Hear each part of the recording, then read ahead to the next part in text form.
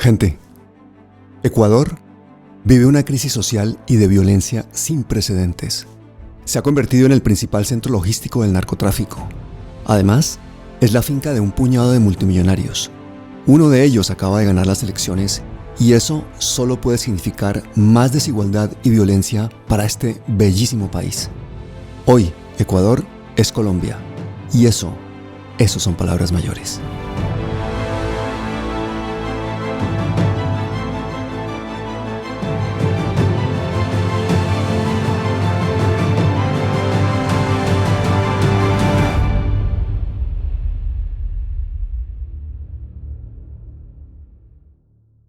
En las últimas elecciones en México, en Colombia, en Bolivia y en Perú, ganó el progresismo. Pero hace una semana en Ecuador perdió.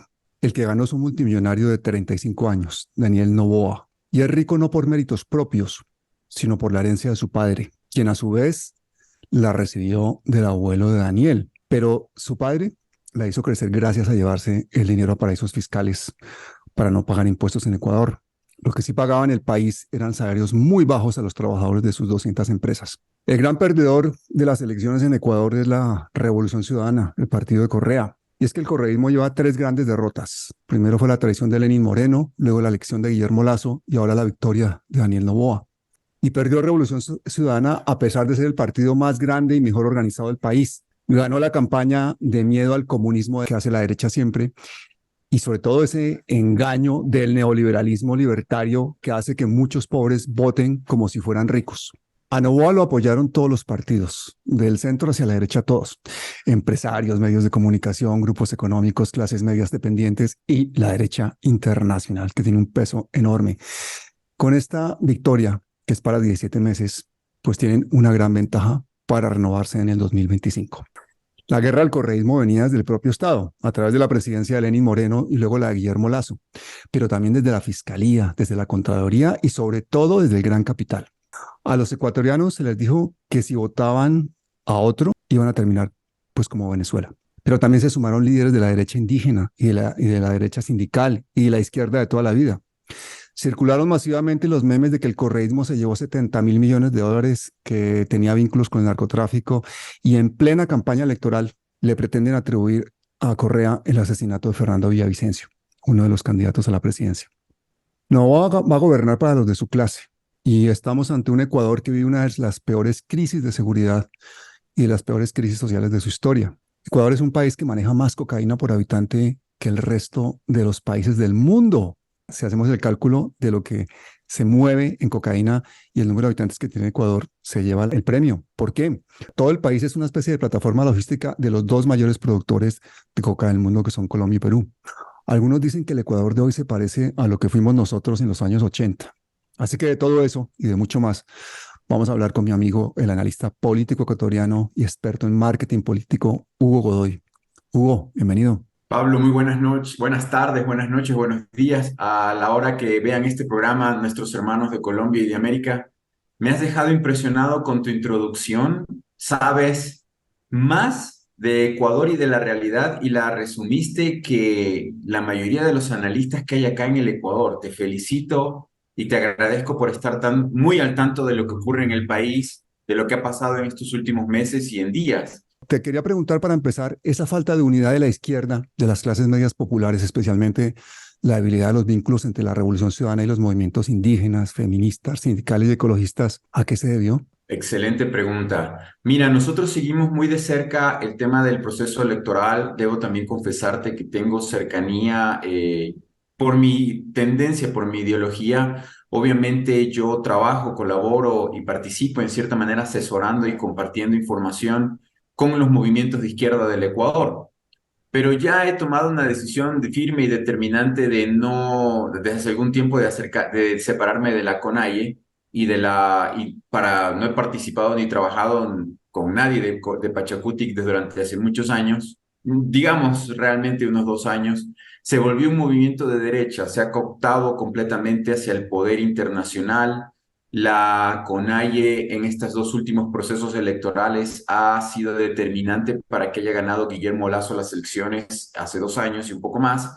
Y en este caso actual, Noboa también recibió mucho apoyo por parte indirecto de la CONAIE y de Pachacutic. y tengo información de que en donde la CONAIE tiene influencia y trabajo colectivo, o sea, organización, se obliga a los dirigentes a que induzcan el voto hacia el candidato de la derecha. Lo hicieron con Lazo y también lo han hecho con el caso de Noboa. Y por eso tú ves que en estos territorios, provincias centroandinas del Ecuador, Bolívar, Carchi, Imbabura, Tungurahua, Cotopaxi, Pichincha también en cierta manera, han votado definitivamente por esta candidatura de la derecha, y tienes una sierra que tiene una población muy fuerte que ha votado por estos candidatos. Una.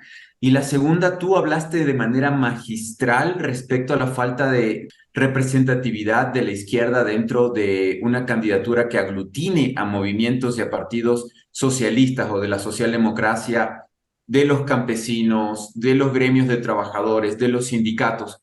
Y debo decirte también como tercer punto, tanto del tema Argentina como del tema de Ecuador, que hay manipulación en el proceso electoral. Entonces son muy pocos la diferencia de votos. 48% para la señora González de la Revolución Ciudadana, 52% para el candidato o para el actual presidente Noboa. Deja mucho que desear el proceso electoral, pero lastimosamente tenemos en el ejército y en la policía, en las altas cúpulas, corrupción, y ellos son los que controlan las ánforas y resguardan el proceso electoral, digamos, la seguridad. Los altos jerarcas militares no les gusta la posibilidad de que gane una candidatura que les vaya a bajar el sueldo, que revise en qué están involucrados altos generales en temas de narcotráfico, etcétera, etcétera. Es muy parecido a lo que pasaba en los 70, 60, donde nos robaban las elecciones los militares por golpe de Estado, y ahora de una manera un poco más camuflada. El caso es que también Daniel Noboa descartó la confrontación y eso parece que también le gustó a la gente, ¿no? La gente no, de hecho yo creo que la mayor parte de la gente ni siquiera leyó su proyecto de gobierno, que era un proyecto ultra neoliberal, mucho más que el de Guillermo Lazo. ¿No crees que también la ignorancia política del pueblo, como pasa en Colombia, pues jugó un papel importante? Definitivamente sí. A ver, te cuento cómo fue, ¿no? 7 candidaturas, una sola candidatura de izquierda, socialista, socialdemocrática, que apostó por una mujer muy preparada, intelectualmente muy capaz. Aquí también influye mucho la telecracia, pseudo manipulación de los medios de comunicación hegemónicos, sobre todo de televisión privada. Y le llamo telecracia porque ellos imponen un discurso, un relato. 6 candidaturas se apostaron todas alrededor del caso de Noboa cuando llega a segunda. Mira, yo no lo tenía ni siquiera en encuestas, pero claro, el asesinato de Villavicencio que tú bien mencionas, días antes del proceso electoral, se asemeja a este escándalo mediático que anteriormente le hicieron al chico Arauz, que era el vicepresidenciable, que fue candidato a la presidencia anterior, que a un día, 2 días, la revista Semana de Colombia, en primer titular, la señora Vicky Dávila sale diciendo que había pruebas contundentes por el fiscal Barbosa de que la candidatura de Arauz era financiada por el ELN.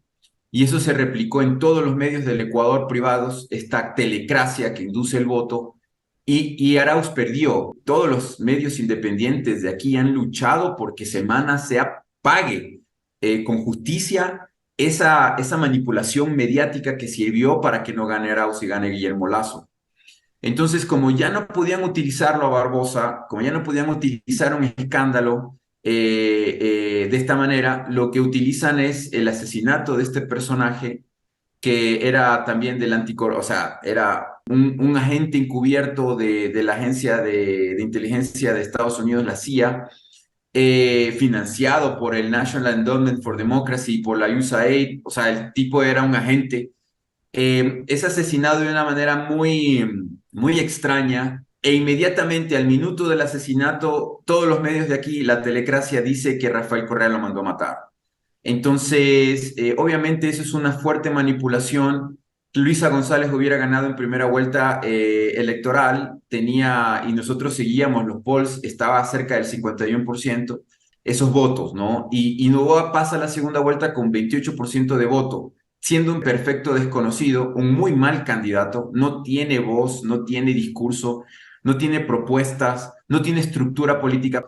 Es que los dos partidos que lanzan la candidatura de Noboa, los dos partidos, El uno es el partido de el ex Alianza País, el que le jugó sucio a Rafael Correa, que se convirtió en otro movimiento, en otro número. O sea, es el partido de Lenín Moreno y la gente que hizo la traición. Y el otro partido es del primo de Lenin Bortel Moreno. Lo que más destruye las luchas sociales es las traiciones adentro, ¿no? eh, la traición adentro de Bolívar que creó estas republiquetas que no deberían haber existido, Ecuador, Colombia, Venezuela, que debíamos haber sido con Panamá un solo país. En este mismo caso, la traición de los cercanos a Rafael Correa ponen a Noboa de presidente. Estoy hablando de Gustavo Baroja, que fue presidente del partido, prefecto de Pichincha, un hombre muy poderoso y muy capaz en campañas electorales. Lenin Moreno, que todavía es parte ese es el enlace de los dos partidos. O sea que ponen a este muchacho rico nuevamente en el poder para que estos corruptos, pseudo falsa izquierda, gobiernen. Y Noboa en campaña dijo, porque ellos le hacían el discurso, de que él no era de derecha, de que él no era neoliberal, de que él no era privatista. No, que él era centro izquierda, que él de hecho era casi socialista. Y así también engañaron a la población, cómo metieron un camaleón dentro de todo este proceso. Y obviamente el pueblo que no tiene el conocimiento ni la educación, que no tienen dinero para ver estos medios de comunicación porque más del 60% de ecuatorianos no tiene internet y ve solo la telecracia. Obviamente son fácilmente engañables, mi estimado Pablo. Estos días he estado leyendo unas cosas de psicología y de sociología bastante interesantes, en los que diferentes autores se preguntan por qué las personas en condición de pobreza aspiran a ser como las personas que los mantienen en esa situación. 54% de los millennials creen que serán ricos. Es decir, hay una generación de pobres que ahora pueden ver cómo viven los ricos, lo pueden ver a través de los vídeos de internet, de lo que sea, ven sus lujos, sus privilegios. O sea, una generación que quiere vivir como ricos y para eso hay que acabar con el Estado, privatizar todo, vender todo, especular con todo, algo que promueven los grupos estos neoliberales libertarios en el mundo entero, ¿no? Algo que pues posiblemente en nuestros países juega un papel bastante importante. O sea, los resultados no solamente se deben a los debates, a las campañas publicitarias, sino también a las redes sociales, al influjo psicológico, a esa pedagogía sostenida que hacen las redes sociales de un modelo neoliberal que les garantiza a estos chicos totalmente marginados la posibilidad de llegar a una vida de éxito y de triunfo. Entonces ahí cuando aparece el Mesías multimillonario y aparecen pues todo el poder mediático. Yo creo que los factores psicológicos, si tú que eres un experto en eso, juegan un papel muy importante en todo esto. ¿Eso es tan así o eso es solamente, digamos, una lucubración académica? No, no, para nada. Y excelente acotación. Tú puedes, a través de un proceso de comunicación, eh, cambiar la estructura del pensamiento de un colectivo social, de una sociedad en concreto, ¿no? Y Jaime Durán Barba, que es el que manipula las elecciones en la Argentina, un paisano mío, ha escrito varios libros sobre el tema, y él basa sus campañas, por ejemplo, específicamente con el miedo y con el rencor. Pero en Sudamérica, donde él ha metido sus manos, existe, por ejemplo, el antikirchnerismo, el anticorreísmo. El tema aspiracional también es conductual. Tú a través de estos medios tipo CNN haces programas, por ejemplo, la vida de los ricos y famosos auspiciado por Longines, el famoso reloj caro suizo. Entonces, le muestras en farándula el vestido de la reina, el cóctel, lo bella que se ve la princesa en tal cuestión. Y eso es para que la gente se enamore de esas figuras que desprecian a la masa, desprecian a la población.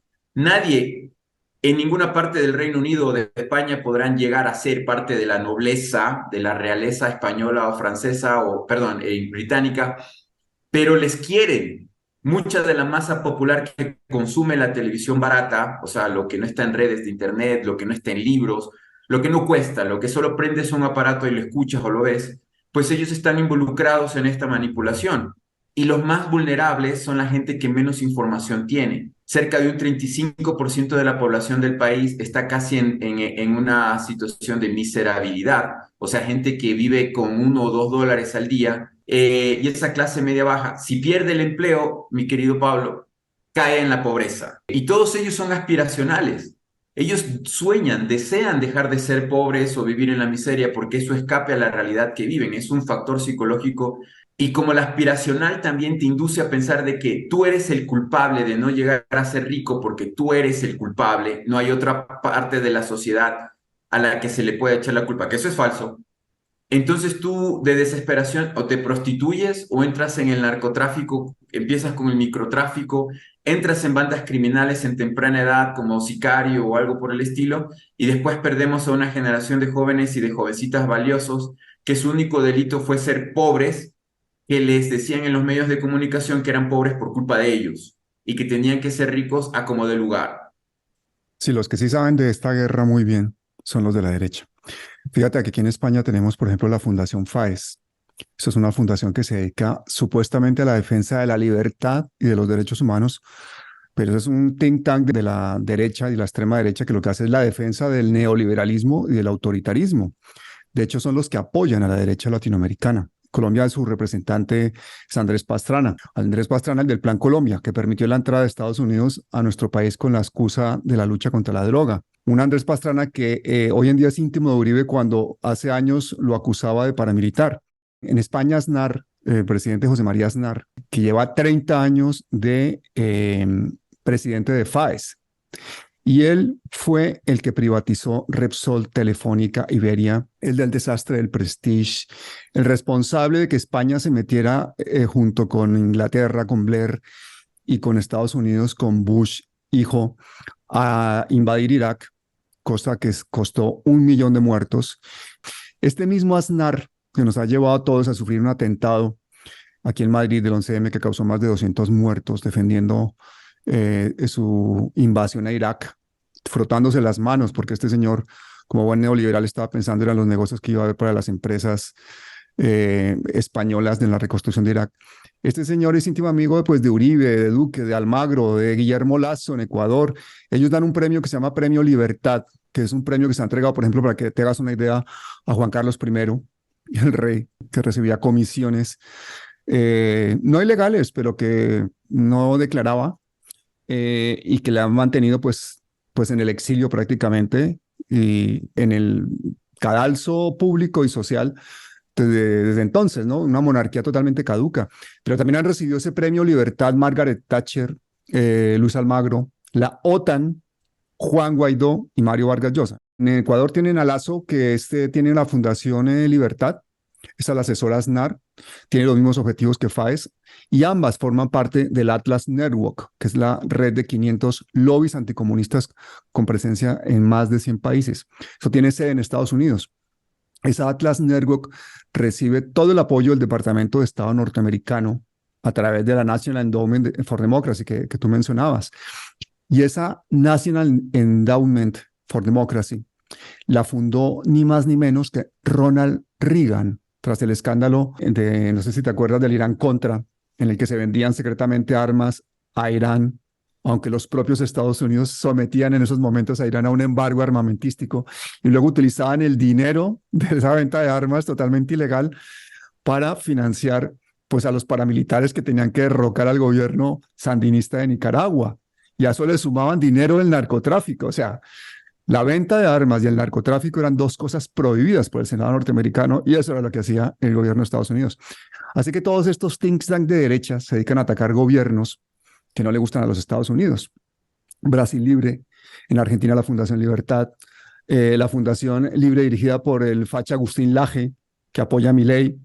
En Bolivia Nueva Democracia, que la dirige Óscar Ortiz, el candidato frente a Evo, que al final impusieron a Yanine Áñez. En México Camino hacia la Libertad, el Grupo Salinas, del multimillonario dueño de muchas empresas y de un imperio mediático que se le opone fieramente a López Obrador.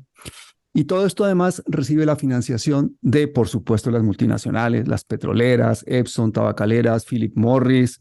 Son decenas de empresas que ayudan financieramente a esta NED y a su network de fundaciones de derecha en el mundo.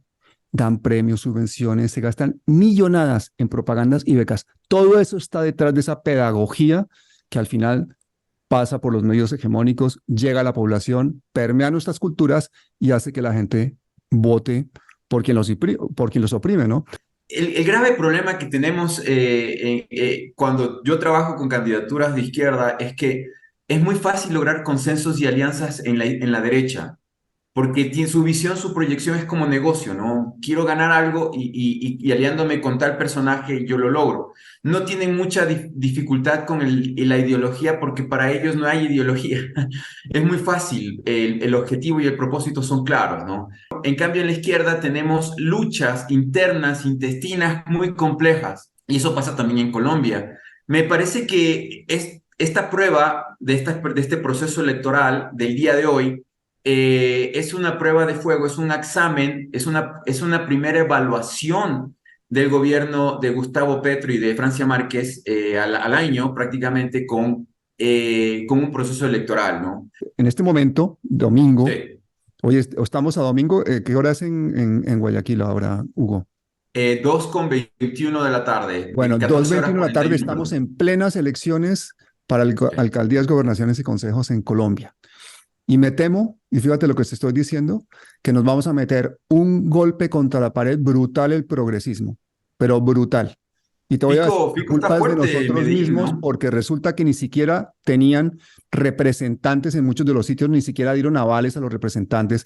Se hicieron listas cerradas en las que se incluyeron muchísimas veces personas que no tenían nada que ver con el proyecto progresista, que no tenían los méritos, y a gente muy válida se les marginó. Solo de las listas cerradas ha sido un error muy grande. O sea, se cometieron muchísimos errores y el resultado lo vamos a ver dentro de unas horas. Esta entrevista contigo la voy a sacar seguramente el miércoles, pero eso sí, no hace falta ser adivino para saber más o menos lo que va a pasar. Yo creo que van a ganar las maquinarias políticas por todo el país. Dilian Francisca en el Valle, Fito en Medellín, los Char en Barranquilla. Seguramente Amaya repita en Boyacá y Rey en Cundinamarca. Y en Bogotá, pues nada raro que Galán arrase en primera vuelta. Esta gente tiene toda la plata del mundo, representan el capital, la corrupción, pues sí, se han gastado millonadas en publicidad. Entonces, también pueden contar con el fraude que siempre hacen y con la compra de votos, la complicidad incluso del registrador que debería estar era en la cárcel. Y yo espero que seamos autocríticos, porque, por ejemplo, Bolívar creo que entró muy tarde a la campaña por sus temas personales. Yo lo vi desganado. Por darte un detalle, Hugo, por ejemplo, ni siquiera retuiteó esta semana 2 videos que le mandé a su WhatsApp. Ni siquiera los retuiteó. En uno de ellos yo contaba el prontuario de Galán y el otro era un recital de la exministra Carolina Corcho, también en su ayuda. Entonces, yo no entiendo. Él que tiene 1,5 millones de seguidores en Twitter, imagínate. Entonces, había otro candidato más preparado y más dispuesto que era Carlos Carrillo, pero a él lo defenestraron en su propio partido. Él le hizo una oposición brutal a Claudia López y este habría sido un excelente alcalde, pero en fin, yo creo que este momento de baja popularidad de Petro también ha contado mucho en la campaña de difamación contra Bolívar y tal. Entonces todo eso yo creo que lo ha desanimado. Y luego no se ha hecho el trabajo de pedagogía con los jóvenes. Y eso es clave. El neoliberalismo ha conseguido despolitizar a la juventud en Colombia y entonces cómodamente una cantidad de jóvenes hoy que son elecciones en Colombia no van a votar. Va a ganar nuevamente la abstención. Yo estoy siendo muy pesimista a posteriori, pero espero equivocarme. Y si me equivoco, voy a estar feliz porque me encantaría, por ejemplo, que ganara Gustavo Bolívar en Bogotá, pero lo veo muy complicado porque han sido todos contra él y lo que tendría que haberse generado viral para posicionarlo a él, para ganar en primera vuelta, no va a suceder. Si llega a pasar la segunda vuelta, va a pasar, pues, como pasó en Ecuador, que en la segunda vuelta son todos contra el progresista y van a perder. Para mi criterio personal, el cambio en Colombia debe ser constitucional, una nueva constitución, un nuevo proceso, un nuevo sistema electoral, por ejemplo, que es muy opaco, un nuevo sistema de seguridad para Colombia, etcétera, etcétera.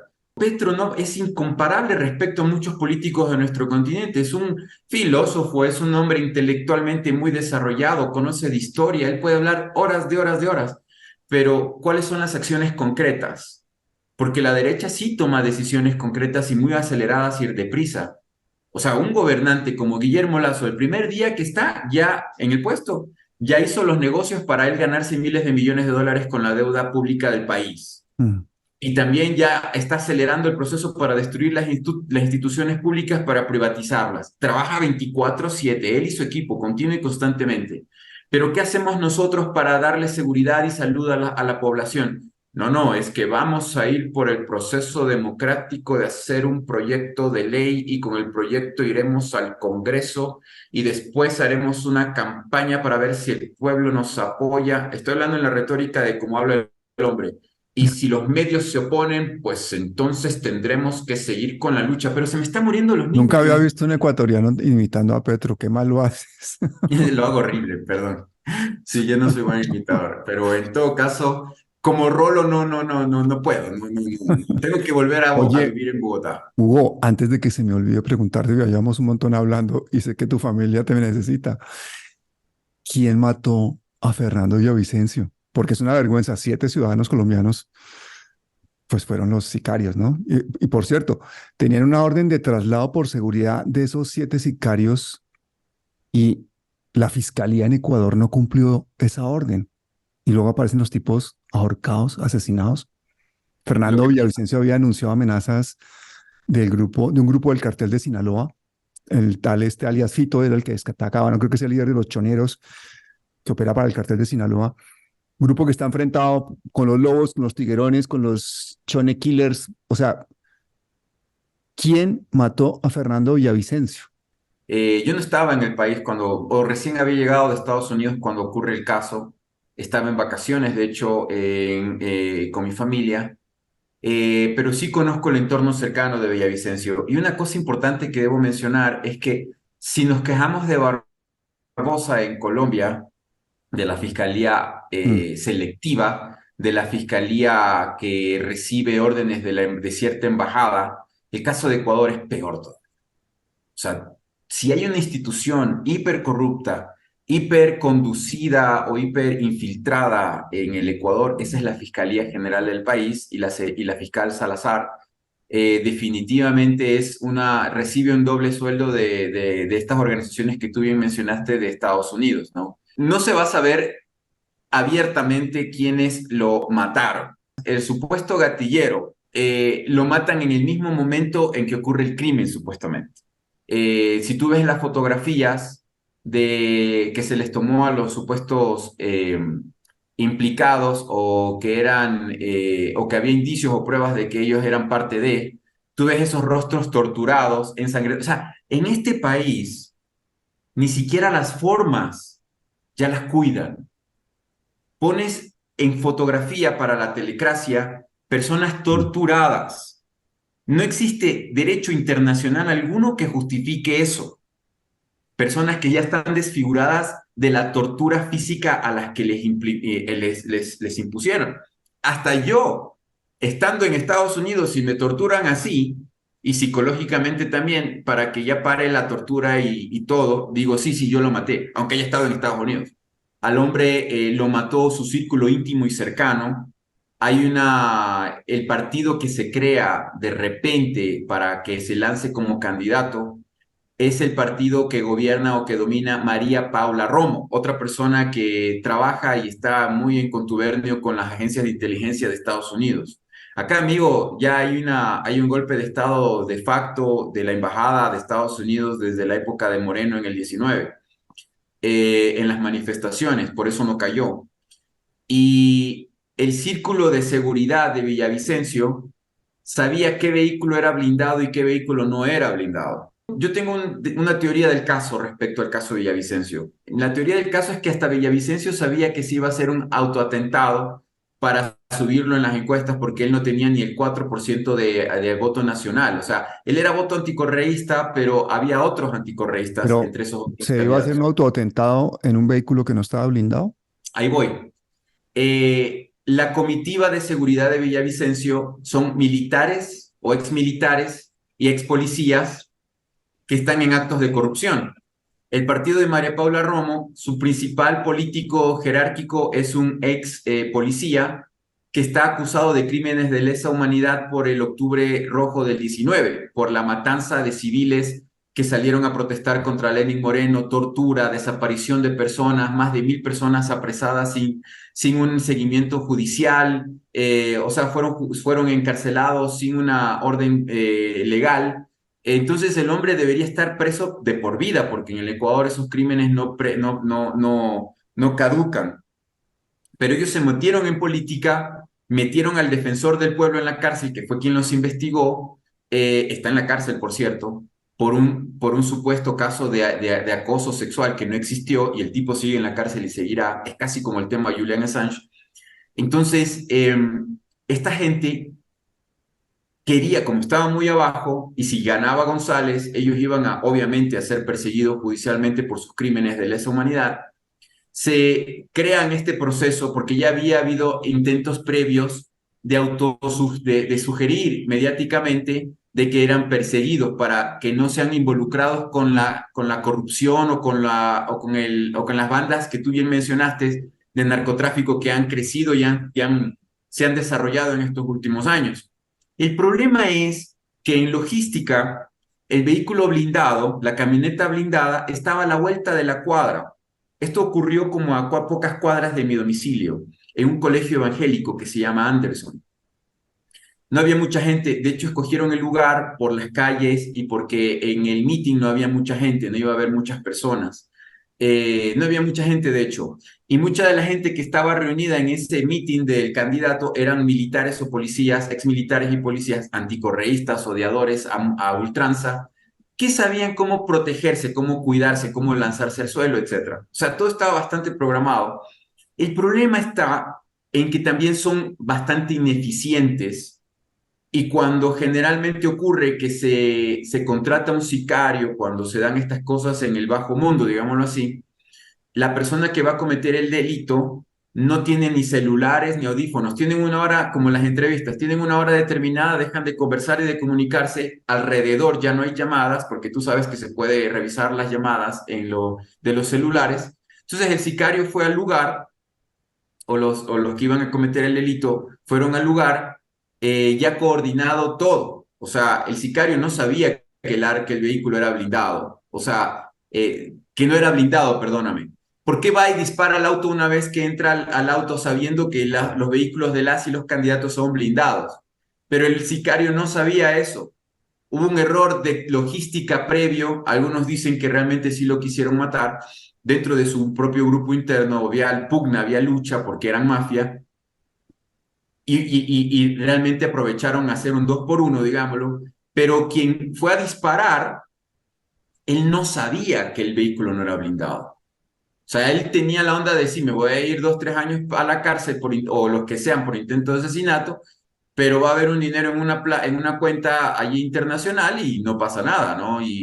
O me sacan después porque el sistema judicial es de mis patrones, porque Cortes, Corte Nacional, Fiscalía, todo es de ellos ahora. Entonces, los mismos grupos criminales están metidos en todo este tema. Vivimos en una narcopolítica, en un narcogobierno.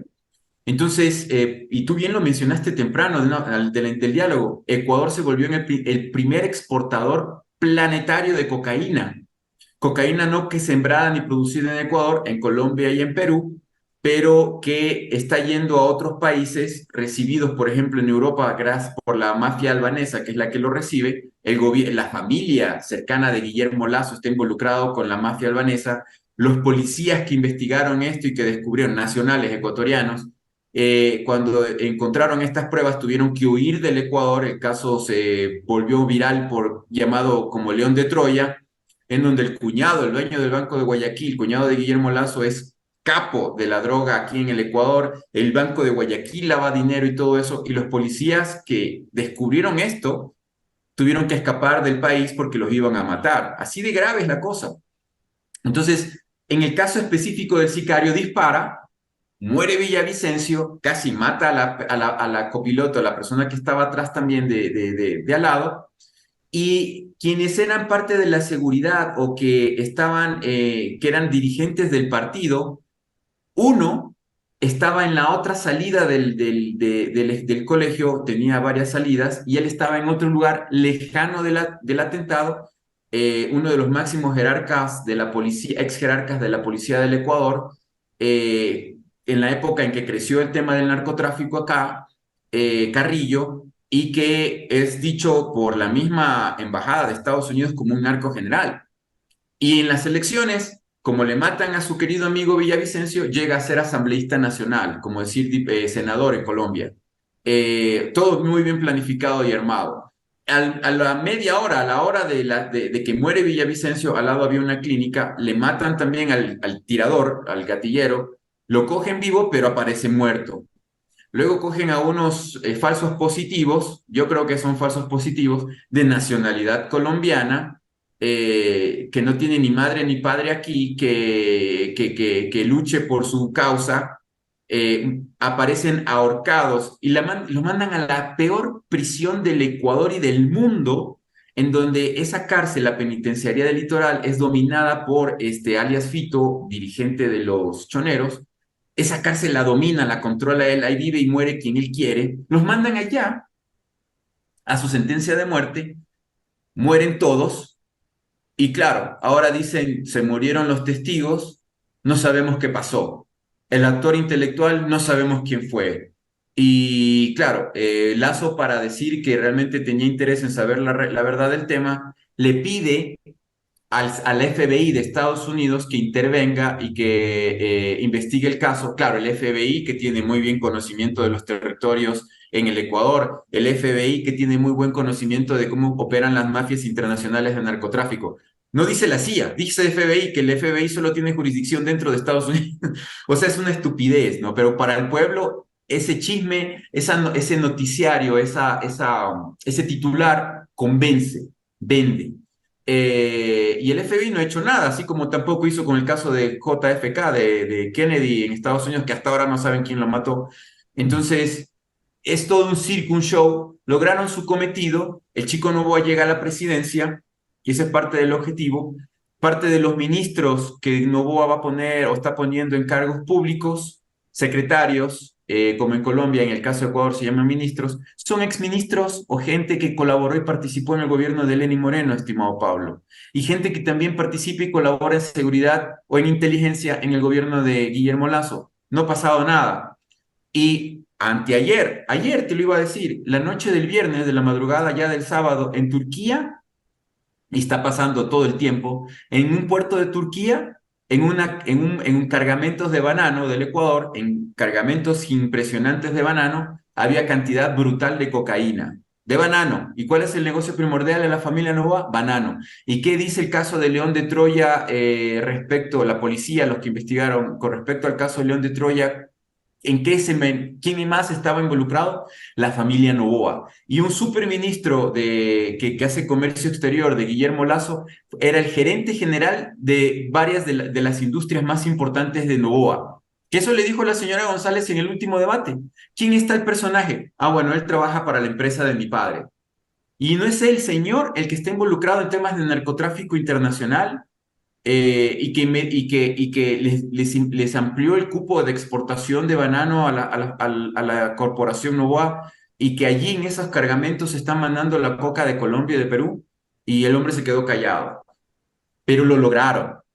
Yo te digo, siempre, si hubo una campaña agresiva contra la señora González, si hubieron errores de campaña con respecto a Revolución Ciudadana, de acuerdo, yo he tenido esas conversaciones madrugadas enteras, tú sabes que yo hablo bastante con ellos, pero también creo que hubo fraude.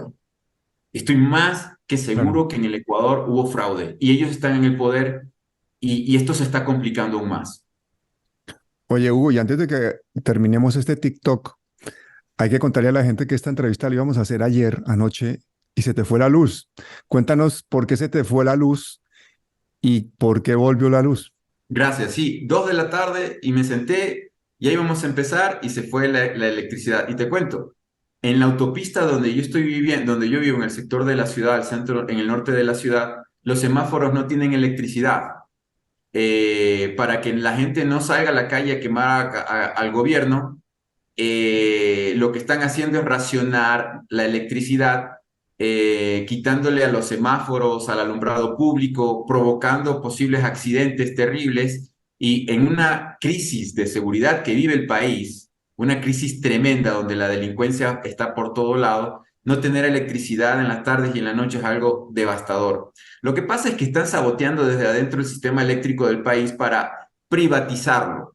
Cuando sale el ministro en la telecracia, es decir, el ministro de Energía o secretario de esto, ¿no? Dice hace unos días, lo que pasa es que los gobiernos anteriores prohibieron o impidieron que haya inversión privada para que no se den estos casos de escasez de energía, ¿no? Cuando el gobierno de Ecuador era conocido internacionalmente, me refiero a los 10 años de Correa, de haber invertido cantidades impresionantes de dinero, una de las inversiones más grandes y de las apuestas más grandes en obra de grande infraestructura china fue Coca-Cola Sinclair. El presidente chino Xi Jinping vino en un avión directamente de Pekín, de Beijing, a Quito a estrenar la central hidroeléctrica de las más grandes del subcontinente, solamente superada por la que hay allá en Paraguay, Brasil y Argentina. Entonces, lo que quieren es privatizar eso barato para quedarse con un gran negocio por décadas. Están saboteando el sistema eléctrico nacional con este pretexto de que como no hay inversión privada y como lo que es público siempre no se puede administrar bien, que el Estado no debería administrar, esos son libertarios y liberales. Los que no quieren ningún control para comerse todo. Esa es libertad la que ellos profesan. Entonces, en el Ecuador sabotean este sistema y le echan la culpa a Colombia.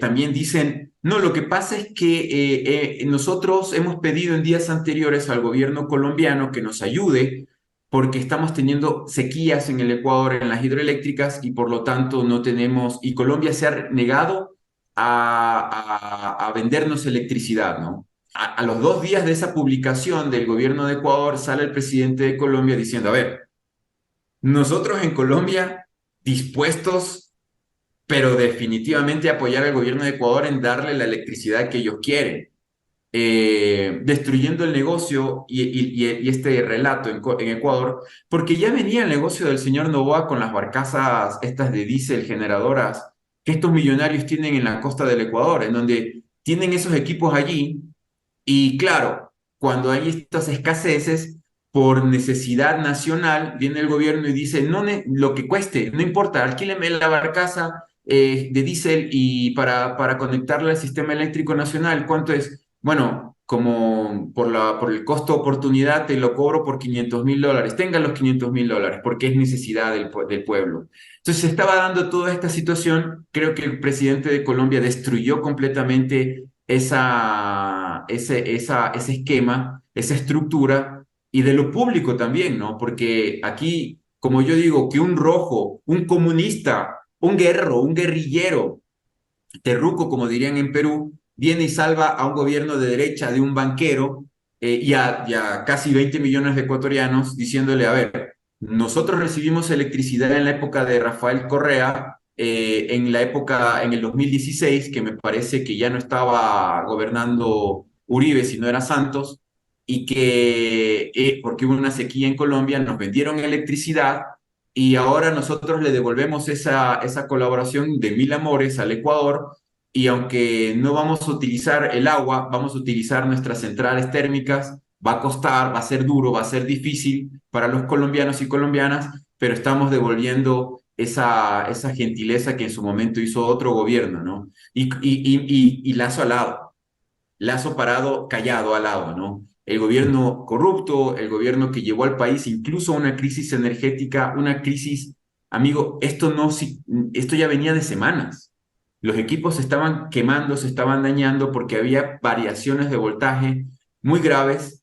Y claro, sabemos que desde el gobierno de Moreno han querido privatizar Coca-Cola Sinclair, la quieren vender para manos privadas. No lo lograron en su momento por la situación política del momento. Actualmente también es bastante difícil porque cuesta mucho dinero, pero están en esa lucha. Ellos no van a perder. Ya te digo, la derecha, los privatistas, la gente poderosísima, ellos nunca desechan el tiempo para ganar un buen negocio nuevamente, ¿no? Y eso es lo que estamos viviendo. Y ayer tuvimos horas sin electricidad y un buen tiempo sin internet.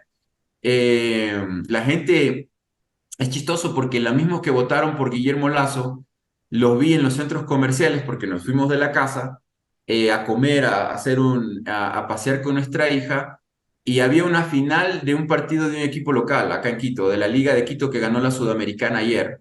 Casualidades. Todo Quito metido en centros comerciales donde había generadores para ver la final de ese partido porque ese equipo es local. Ganó la final. Los centros comerciales tuvieron una crisis porque se metió mucha gente en las áreas de comida, pero al final no sucumbió esa situación, ¿no? Y Twitter reventaba diciendo que lo iban a quemar a Guillermo Lasso porque escogió el peor momento para racionar electricidad en un país que no había vivido esto. En la época que tanto critican del socialismo del siglo XXI, nunca hubo cortes de energía, nunca hubo problemas de internet, todo lo contrario. Nos viene una utopía muy grande, que es creer que un multimillonario de 35 años, el flamante nuevo presidente de Ecuador, va a ejecutar un programa de transformaciones sociales que ayuden a millones de pobres a tener una vida mejor. Y ahí nos tienes a tu lado y todo el pueblo ecuatoriano que sepa que Colombia y la resistencia es internacional, que si algo tenemos que hacer, pues es resistir, autoeducarnos para salir de la ignorancia política. Hugo, y en eso tú pues seguirás siendo una luz y estás invitado una y mil veces a Palabras Mayores para que nos ilumines. Muchísimas gracias. Este TikTok, espero que le haya gustado a la gente que lo haya escuchado. Breve, como siempre lo hacemos, pero sustancioso. Así que mi hermano, muchísimas gracias. Te agradezco mucho, te saludo. Mi público de mi canal en Sorprendente Films siempre me pide hablar con Palabras Mayores, con Pablo Borges, y siempre digo, si hay alguien, si no hay reuniones con Pablo, es culpa mía, es culpa de Hugo Godoy, No, no de perdona, Pablo. Pablo siempre ha teníamos sido una, gentil y pero a generoso. ti te atracaron y te hirieron, ¿te acuerdas? Sí, ¿Te casi acuerdas? pierdo Hablando de la la vida, seguridad en Ecuador, terrible. En Ecuador estamos muy pero te mal en el dejaron tema de muy mal, me seguridad. acuerdo, me mandaste fotos y estabas, uff. Sí, me cuido siempre, cuido mucho mi trabajo, le pido a mis amistades que se cuiden mucho también. Para terminar, solo para irme, mira, 248.000 personas se fueron migrantes hasta julio de este año del Ecuador, por Colombia y por el Darién. O sea, de lo que va de año, se han ido prácticamente 500.000 personas por el terror, por el miedo, y se van a pie, prefieren cruzar la selva. Es terrible. Y en Estados Unidos, el alcalde de Nueva York vino a Quito porque le dijo al presidente del Ecuador, ya no nos manden ecuatorianos, no tengo en dónde tenerlos. Hagan algo, porque esto nunca lo había visto. La crisis. Y mira, solamente en el tema de lo que va de año, en el caso de crímenes y de asesinatos, hasta julio han muerto 4.603 personas por asesinato. Podríamos estar llegando a fin de año, de diciembre, con casi 10.000 personas asesinadas, seres humanos, mujeres, hombres y criaturas de esa población, porque muchos de los ricos y millonarios dicen, no, todos son criminales, se matan entre bandas. No, más del 70% son personas que no tienen antecedentes delictivos. Yo pude haber sido parte de esa estadística de asesinados que por pasear a mis perros me mataron. Gracias a la providencia estoy vivo.